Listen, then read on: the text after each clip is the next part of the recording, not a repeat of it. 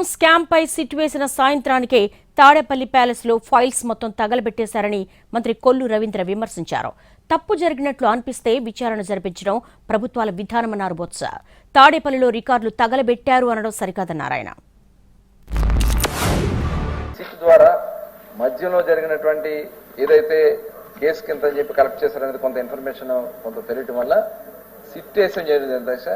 SIT వేసిన సాయంత్రానికి Tadepalli palace లో మొత్తం తగలబెట్టేశారు అధ్యక్ష. ఫైల్స్ అన్ని కూడా తగలబెట్టేశారు అధ్యక్ష. అంటే ఇందులో ఎంతమంది ఇన్వాల్వ్ అయ్యారు, ఎంత పెద్దలు ఇన్వాల్వ్ అయ్యారన్నారు దానికి ఇదే ఒక నిదర్శనం అధ్యక్ష. ఖచ్చితంగా ఈ ఎన్డీపీఎల్కి సంబంధించి రాష్ట్రం ప్రజలు కూడా నష్టపోయారు, ఆరోగ్యం నష్టపోయారు. ఇవాళ దాని మీద సీరియస్ గా మేము సిబిసిఐడి ఎంక్వైరీ చేస్తున్నాం. వాళ్ళని ఎవరైనా సరే ఎంతటి వాళ్ళైనా సరే చర్యలు తీసుకోవడం జరుగుతుంది. ఫైల్స్ తగలబెట్టేశారు తాడేపల్లి ఉన్నది, అవి రికార్డులను తొలగించాలి అధ్యక్ష.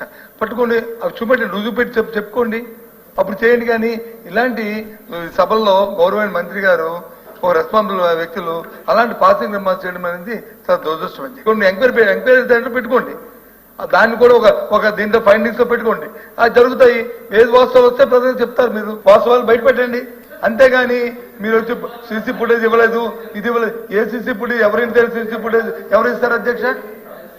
ఎవరింట్లో మా ఇంట్లో జరుగుతున్న కార్యక్రమం సీసీ ఫుటేజ్ ఇమ్మంటే ఇస్తామా? అక్కడ ఏదైనా జరిగితే ఆ జరిగిందాన్ని నిరూపిస్తే అప్పుడు అడిగితే అప్పుడు ఇస్తారు తప్పకుండా అధ్యక్ష.